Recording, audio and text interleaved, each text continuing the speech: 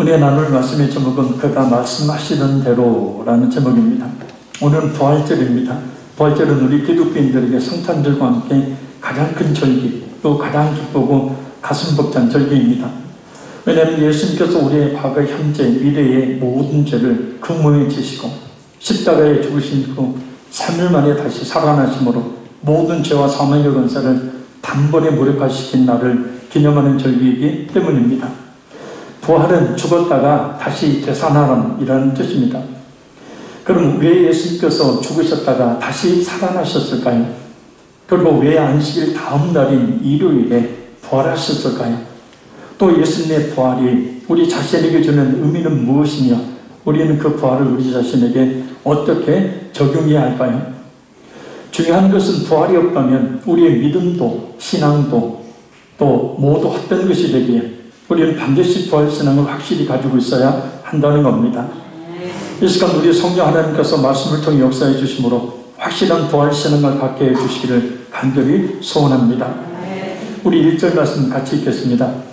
안식일이 다 지나고 안식 후 첫날이 되려는 새벽에 막달라 마리아와 다른 마리아가 무덤을 보려고 갔더니 아멘. 금요일 오전 9시에 십자가에 못 박히신 예수님, 6시간 동안 십자가에서 피를 쏟으시다 오후 3시에 숨을 거두십니다. 숨을 거두신 예수님께서 무덤에 장사되신 후 토요일이 지나고 3일째 되는 일요일 새벽이 되었습니다. 그러나 이 새벽은 여느 새벽과는 다른 놀라운 일이 일어나는 새벽입니다. 온 인류 역사상 초유의 사건이 일어나기 때문입니다. 그래서 예수님께서 십자가에 죽으신 후 3일 만에 부활하신 사건으로 모든 죄와 사망의 권세를 완전히 무력화시킨 날이기 때문입니다. 그러나 이 역사적인 날을 당시에는 아무도 알지 못했습니다. 단지 예수님을 끝까지 따랐던 막달라 마리아와 몇몇 여인들만이 예수님의 무덤을 찾았을 뿐입니다. 그렇다면 예수님의 제자들을 비롯한 다른 사람들은 다 어디로 갔을까요? 그렇게 예수님을 쫓았던 자들이 다 어디로 가버린 것일까요? 그리고 예수님은 왜 안식 후 첫날, 안식일이 토요일이니까 안식이 지난 첫날인 일요일에 부활을 하셨을까요? 이때 안식 후 첫날은 초실절이기 때문입니다. 초실절은 유대력으로 첫째 달인 니산월, 곧 우리로 치면 4월입니다. 그들에게는 4월이 첫째 달이에요. 그래서 4월 15일에서 20일까지 일주일 동안은 6월절을 기념하여 누룩이 들어가지 않는 마짜라는 무교금을 먹는 절기입니다. 이 일주일의 기간을 무교절이라고 부릅니다. 초실절은 첫 열매를 성전에 바쳤기 때문에 붙여진 이름입니다. 안식일인 토요일이 지나고 동이 트는 일요일 아침 새벽, 그래서 사람들은 보리단을 자리려고 보리밭으로 달려간 겁니다. 성전에 첫 보리단을 드리는 초실절을 지키고 난 뒤에야 비로소 추수를 하기 시작하고 추수를 해서 곡식을 판매하고 또 먹을 수 있었기 때문입니다. 그래서 가장 먼저 하나님께 드리고 난 뒤에 했어야 되는 거죠. 그래서 이 첫 열매를 드리는 것은 이후 모든 수확에 대한 기대감으로 가득함을 말합니다. 이 초실절이 의미하는 것처럼 예수님께서 첫 곡식단을 드리는 초실절에 부활하신 것은 예수님께서 부활의 첫 열매가 되심으로 그를 믿는 모든 성도들이 둘째 열매로 부활함을 보이시기 위함입니다. 고린도전서 15장 20절 말씀입니다. 그러나 이제 그리스도께서 죽은 자 가운데서 다시 살아나사 잠자는 자들의 첫 열매가 되셨도다.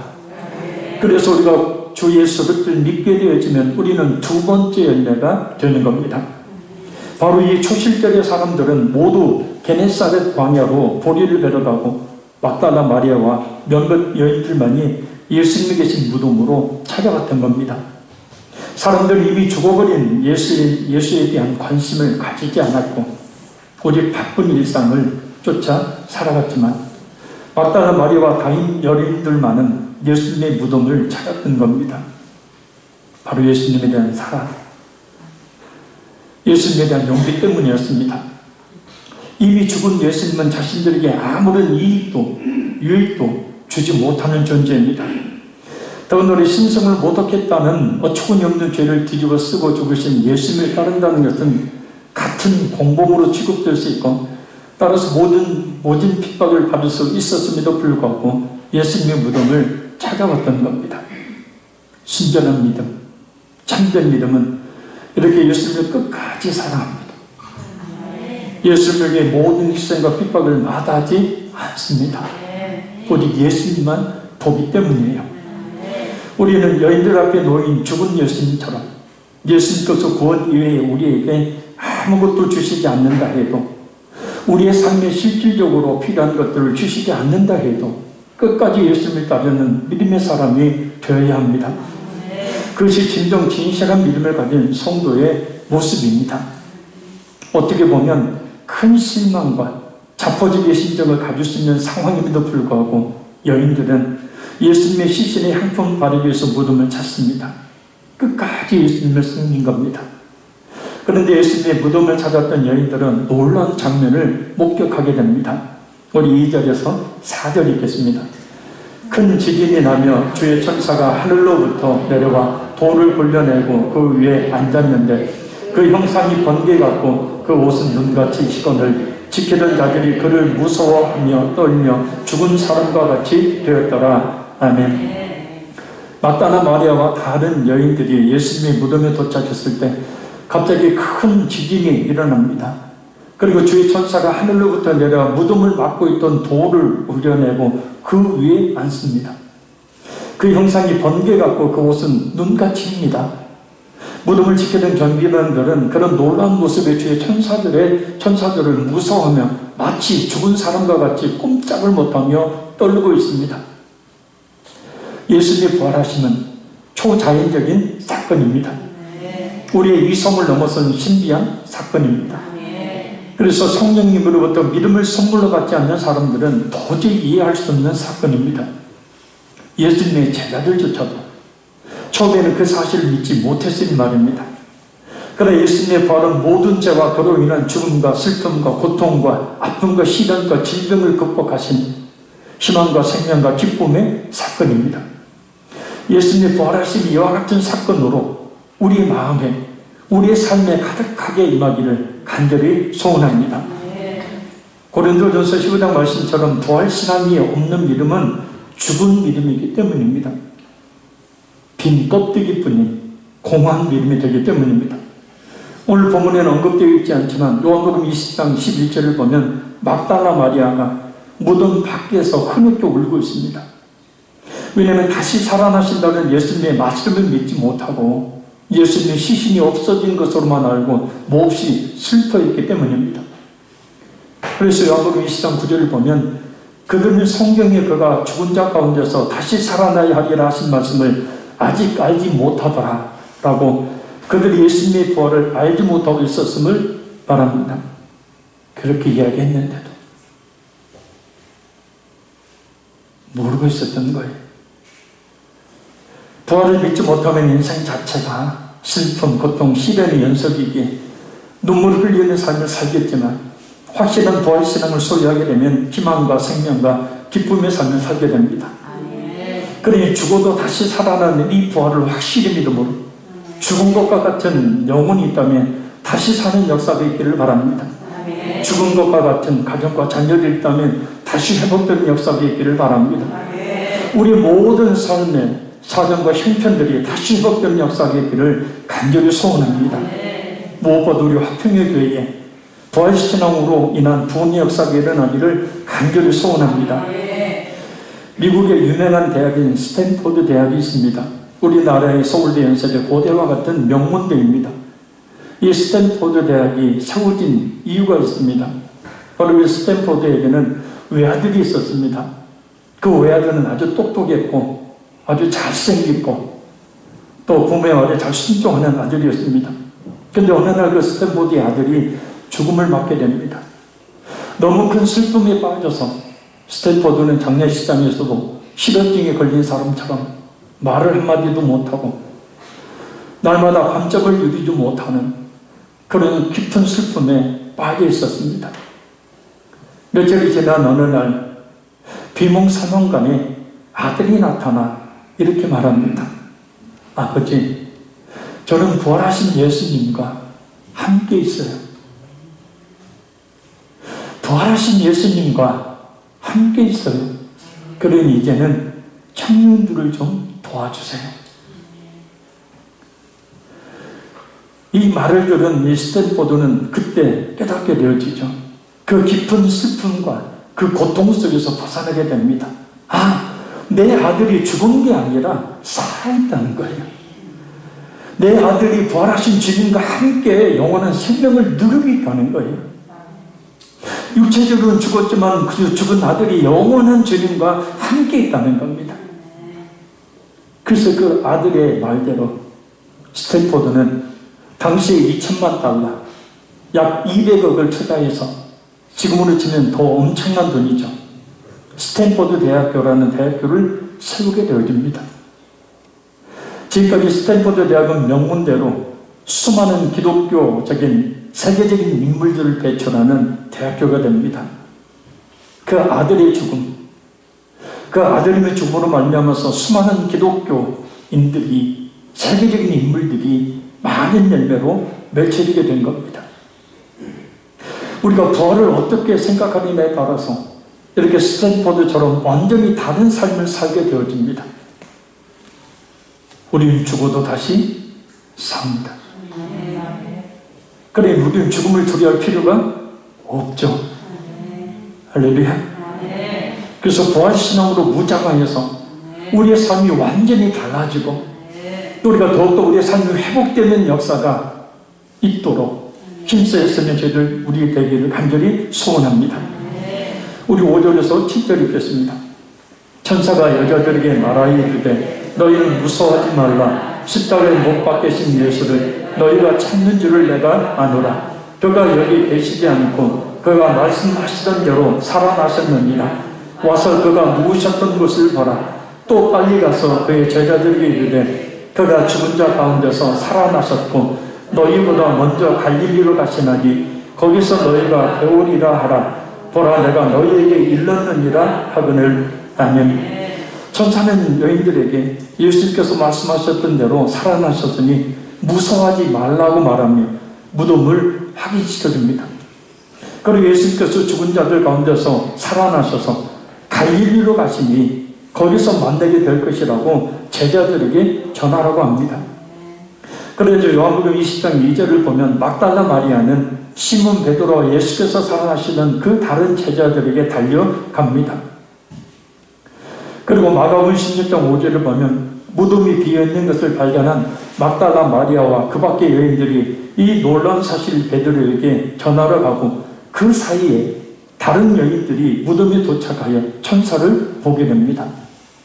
또 누가복음 24장 1절에 4절을 보면 이어서 요한나와 또 다른 여인들이 무덤에 도착하고 이윽고 베드로와 요한이 도착을 합니다. 그리고 이어서 다시 막달라 마리아가 도착을 합니다.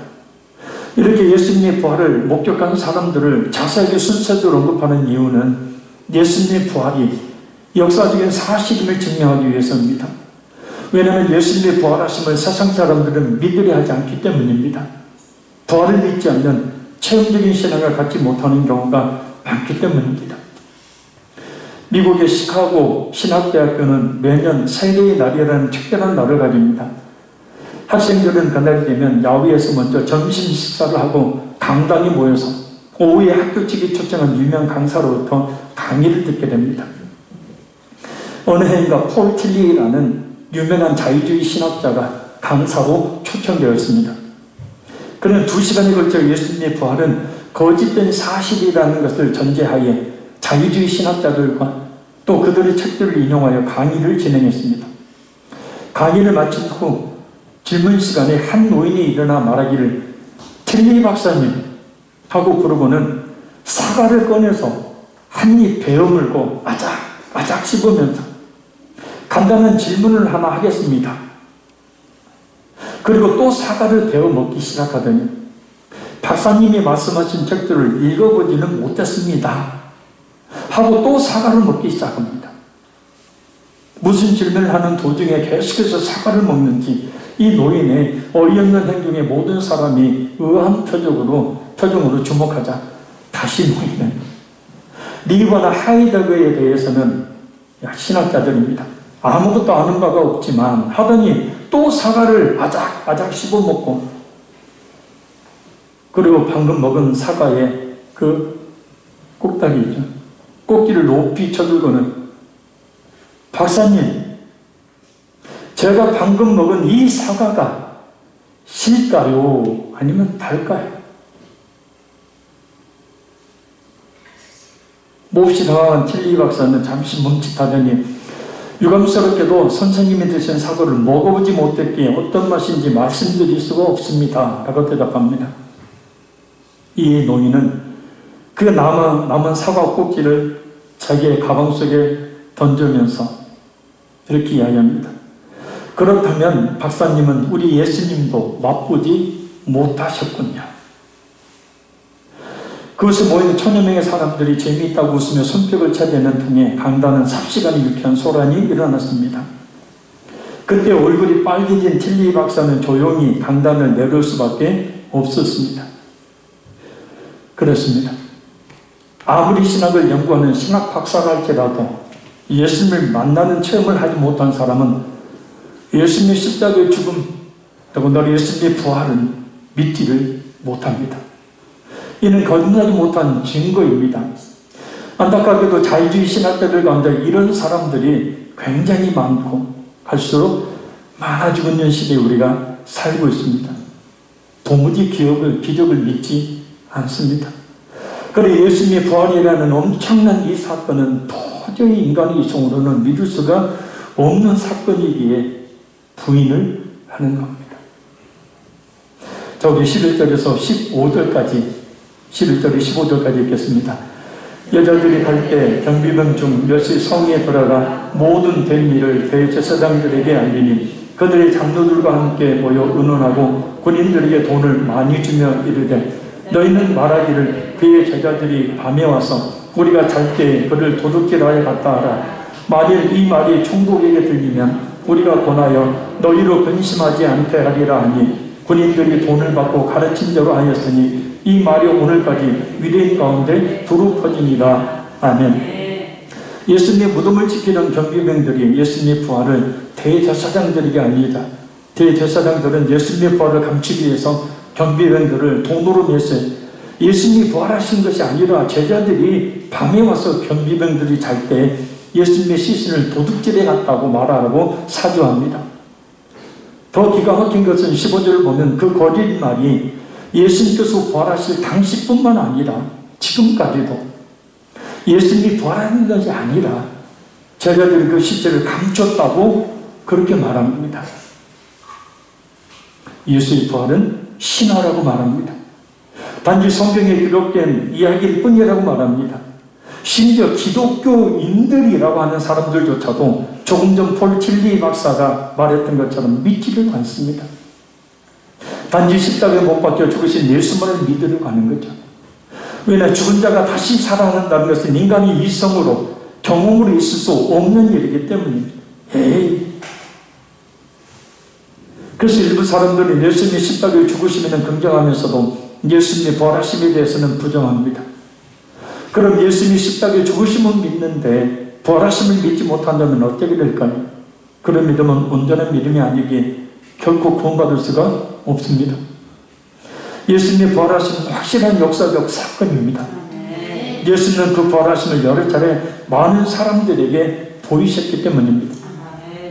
오늘 본문에 나오는 것처럼 안식구 첫날 이른 아침에 찾아온 막달라 마리아에게 나타나십니다. 그 후 누가복음 24장 34절을 보면 베드로에게, 누가복음 24장 13절 32절을 보면 엠마오로 내려가는 두 제자에게, 누가복음 24장 36절 43절을 보면 다락방에 모인 제자들에게, 마가복음 16장 14절을 보면 도마에게, 요한복음 21장 1절에서 24절을 보면 갈릴리 제자들에게, 고린도전서 15장 6절을 보면 500여 명의 사람들에게 나타나셔서 부활하신 모습을 보여주십니다. 20세 이상의 남자만 500명이니 여자들과 어린아이들까지 합치면 몇천 명이 예수님이 부활하심을 직접 목격했음을 알 수 있습니다. 예수님의 부활에 대해서 고린도전서 15장 36절 37절을 보면 씨에 비유합니다. 농부가 씨를 뿌릴 때 장미의 형체를 뿌리는 것이 아니고 이렇게 날 것을 통째로 심는 것이 아니고 장미의 형체와 상관이 없는 아주 작은 알갱이를 뿌립니다. 그리고 그 뿌린 씨가 결국 이 큰 식물이나 나무가 됩니다. 부활의 원리를 큰 우리 삶 가운데서 볼 수 있다는 뜻입니다. 아주 작은 씨가 큰 나무로 자라는 것을 믿는다면 예수님의 부활 또한 얼마든지 믿을 수 있는 사건이라는 뜻이에요. 할렐루야. 그럼 우리가 예수님의 부활을 믿어야, 왜 믿어야 할까요? 부활을 믿지 못하면 죄사함의 은혜를 받지 못하기 때문입니다. 고린도전서 15장 17절 말씀입니다. 그리스도께서 다시 살아나신 일이 없으면 너희의 믿음도 헛되고 너희가 여전히 죄 가운데 있을 것이요. 그러니 결국 우리가 예수님의 부활을 믿지 못한다면 우리가 믿는 믿음도 헛것이 됩니다. 따라서 부활을 믿지 않는 믿음은 온전한 믿음, 구원 받을 수 있는 믿음이 될 수 없는 겁니다. 고린도전서 15장 14절 말씀입니다. 그리스도께서 만일 다시 살아나지 못하셨으면 우리가 전파하는 것도 헛것이요 또 너희 믿음도 헛것이며. 할렐루야.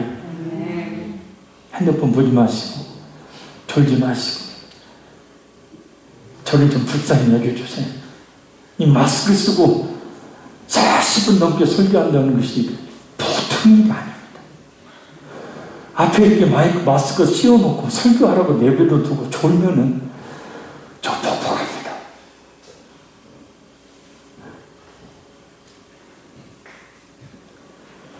그러나 반대로 온전한 믿음을 가지고 있는 성도라면 예수님의 부활이 믿어집니다.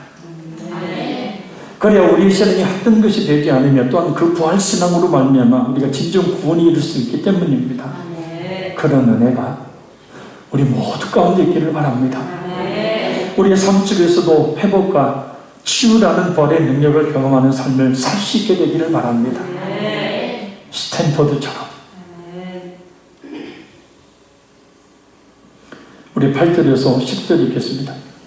그 여자들이 무서움과 큰 기쁨으로 빨리 무덤을 떠나 제자들에게 알리려고 다름질을 할세 예수께서 그들을 만나 이르시되 평안하냐 하시거늘 여자들이 나아가 그 발을 붙잡고 경배하니 이에 예수께서 이르시되 무서워하지 말라 가서 내 형제들에게 갈릴리로 가라 하라 거기서 나를 보리라 하시니라. 아멘. 우리는 오늘 본문에 부활하신 예수님을 통해 예수님과 성도들에게 새로운 관계가 형성된다는 것을 알 수 있습니다. 바로 예수님과 사람들 사이의 관계가 보는 관계에서 이제는 믿는 관계로 바뀌게 된다는 거예요. 똑같은 사건을 기록하고 있는 요한복음 20장 8절을 보면 그때야 무덤에 먼저 왔던 그 다른 제자도 들어가 보고 믿더라 라고 말씀하고 있습니다. 예수님께서 육체로 계실 때에 제자들과 주님의 관계는 보고 체험하는 관계였죠. 예수님은 눈으로 보고 같이 식사하고 같이 전도하고 같이 기도하고 같이 잠을 자는 직접 체험하는 그런 관계였어요. 그러나 예수님께서 부활하신 이후에는 그 예수님의 존재에 대해 믿어야 하는 믿음의 관계로 변합니다. 부활하신 예수님은 시간과 공간의 제약을 받지 않으신 분이죠. 그래서 문이 꼭꼭 닫혀있는 그런 방에 갑자기 예수님이 나타나시고 또 갑자기 사라지십니다. 곁에 계시다고도 계시지 않는 그런 분으로 존재를 하십니다. 그러니 이전에 육체의 모습으로 있을 때와 전혀 다른 모습으로, 물론 예수님의 그 형체는 그대로 있겠지만 영원히 살 수 있는 형체로 바뀐 그 모습을 보고 도저히 눈으로는 이제는 알아볼 수가 없는 거죠. 이제 예수님과는 믿음의 관계로 말미암지 않고는 교제가 불가능하게 된 거예요. 처음에 막달라 마리아와 여인들 그리고 제자들은 부활하신 예수님을 알아보지를 못합니다. 요한복음 20장 14절 말씀입니다. 이 말을 하고 뒤로 돌이켜 예수께서 서 계신 것을 보았으나 예수님이신 줄 알지 못하더라. 예수님이라고 전혀 생각하지 못했던 겁니다. 예수님이 서 계시는데 마리아는 예수님을 그래서 동산지기로 알고 그 무덤을 지키는 동산지기로 알고 예수님의 행방을 그에게 묻습니다. 마리아는 그가 동산직인 줄 알고 이르되 주여 당신이 옮겼거든 어디 두었는지 내게 이르소서 그리하면 내가 가져가리이다. 예수님한테 예수님을 동산지기로 알고 예수님이 시신이 없어졌는데 어디로 갔는지 좀 내게 알려달라고 이야기를 합니다. 눈으로 보는 관계가 아니다. 이제는 그 예수님을 믿음으로 봐야 되는 관계. 오직 믿음의 눈으로만 볼 수 있는 분으로 예수님은 존재하게 된 것입니다. 예수님의 부활을 눈으로 직접 본 사람은 없고 이제 오직 믿음의 눈으로만 볼 수 있는 분이 바로 부활하신 예수님이십니다. 어느 날 3대 독자를 잃은 한 어머니가 고타마 시타르타 석가모니에게 찾아와 죽은 아들을 살려달라고 애원을 합니다. 석가모니는 하도 기가 차서 물끄러미 쳐다보다가 이런 조건을 걸었습니다. 부인, 내가 당신의 아들을 살려드리겠어. 근데 조건이 하나 있습니다. 부인이 저 동네에 들어가서 아무도 죽음의 고통을 당해보지 않는 집에서 겨자씨 하나를 구해오십시오. 그 부인은 한 가닥 희망을 품고 아들을 살리겠다는 한 가지 희망을 품고 이 집 저 집 모든 집을 다 찾아다니면서 죽음을 맛보지 않는 집에서 겨자씨 하나를 구해오려고 하시나 구할 수가 없었습니다. 왜요? 모든 집에 바로 죽음을 맛보는 집들이었기 때문입니다. 다시 돌아와서 그런 겨자씨는 구할 수 없습니다 라고 고백하자 그때 석가모니가 이렇게 말합니다. 그렇지요. 죽음에 비해난 모든 집, 모든 인생에게 다 이만한 것인데 그대의 아들이라고 왜 당하지 않겠습니까? 석가모니는 죽음의 문제를 해결하지 못한 거죠. 그리고 지금 인도 능선해안에 묻혀 있다고 합니다. 이슬람의 선지자 마흐멧은 사우디아라비아의 메카에 묻혀 있습니다. 공자는 중국의 장평양에 묻혀 있습니다. 위대한 성인이라고 하는 그들은 무덤에서 죽은 채 나오지를 못했습니다. 거기에서 썩었고 흙이 되고 있습니다. 중국은 천안문 광장 한쪽에 모택동 미이라를 안치하고 자랑하고 있습니다. 구소련은 붉은 광장 한쪽에 레닌의 미이라 시신을 보여주면서 국부라고 자랑하고 있습니다. 그러나 우리 기독교는 예수님의 빈 무덤을 자랑합니다. 다시 살아나셨기 때문입니다. 지금 세상에는 부활하신 주님을 찾지 못하고 종교라는 껍질만을 간직하고 있는 사람들이 갈수록 많아지고 있습니다. 화려하고 편리한 시설을 잘 갖춘 교회 건물이라는 외형만을, 형식적인 신앙의 행위만을, 자신의 선한 행위나 수고와 노력만으로 만족하는 사람들이 많습니다. 예수는 그저 성공과 축복과 자신의 안위만을 가져다주는 기복적인 하나님으로 여기는 사람들이 많습니다. 그러나 부활하신 예수님은 우리의 모든 죄와 사망 것을 깨뜨리시고 우리에게 영원한 생명을 주신 분이십니다. 이 시간 성령님께서 역사해 주심으로 우리의 믿음의 눈이 더 활짝 열려 예수님을 똑바로 볼 수 있기를, 곧 믿을 수 있기를 바랍니다. 그럼 우리가 어떻게 부활하신 주님을 시간과 공간을 초월하여 만날 수 있게 되는 걸까요? 베드로전서 1장 23절에서 25절 이렇게 말씀합니다. 너희가 거듭난 것은 썩어질 씨로 된 것이 아니요 썩지 아니할 씨로 된 것이니 살아있고 항상 있는 하나님의 말씀으로 되었느니라. 그러므로 모든 육체는 풀과 같고 그 모든 영광은 풀의 꽃과 같으니 풀은 마르고 꽃은 떨어지되 오직 주의 말씀은 세세토록 있도록 하였으니 너희에게 전한 복음이 곧 이 말씀입니다. 우리는 성경 말씀으로 거듭나며 이 항상 살아있는 말씀으로 예수님을 만나고 예수님을 믿을 수가 있다는 뜻입니다. 막달라 마리아와 여인들이 그리고 제자들이 부활하신 주님을 직접 만났다면 우리는 지금 이 말씀을 통해서 그 부활하신 주님을 만나고 있는 겁니다. 오늘 말씀이 믿어진다면 부활하신 주님을 만난 것입니다. 부활의 소망을 갖게 되었다면 부활의 주님을 만난 것입니다. 그 그리고 그런 신실한 믿음을 가진 성도에게 죽은 것이 살아난 것 같은 부활의 역사들이 심령 위에, 연약하고 병든 육체 위에, 가정과 일터 위에 일어납니다. 부활신앙은 우리를 정말 힘있게 살아가게 하는 능력이 되어집니다. 스탠포드처럼 말입니다. 말씀드렸습니다. 참 희한한 일입니다. 십자가에 죽으심을 당하신 예수님을 직접 우리의 눈으로 본 적이 없는데 마치 두 눈으로 본 것처럼 그 십자가의 대속의 죽음이 정확하게 믿어지니 말입니다. 참 놀라운 일입니다.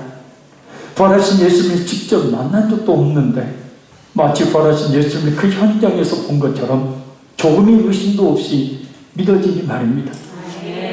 바로 시간과 공간을 초월하는 믿음이 있기에 가능한 일입니다. 예수님의 부활하심은 우리가 죽어도 영원히 다시 산다는 것을 초실절의 열매로 보여주신 사건입니다. 따라서 부활하신 예수님을 진실하게 믿으면 영원한 생명을 얻을 뿐만 아니라 죽은 것과 같은 우리의 몸, 우리의 가정 환경들이 다시 회복되고 치유되는 역사가 일어납니다. 죽음이 두렵지 않게 되는 거예요. 할렐루야. 왜냐하면 몸은 죽어도 영원한 하나님의 나라에 영원히 살게 되기 때문입니다. 그러니 예수님의 부활을 확실히 믿는 믿음으로 말미암아서 어떤 힘들고 어려운 일이 있어도 반드시 하나님께서 회복시켜 주심을 굳게 믿으시기를 바랍니다. 그래서 그 부활의 영광이 가득한 우리 모두의 삶이 되기를 주님의 이름으로 간절히 축복합니다. 기도하겠습니다.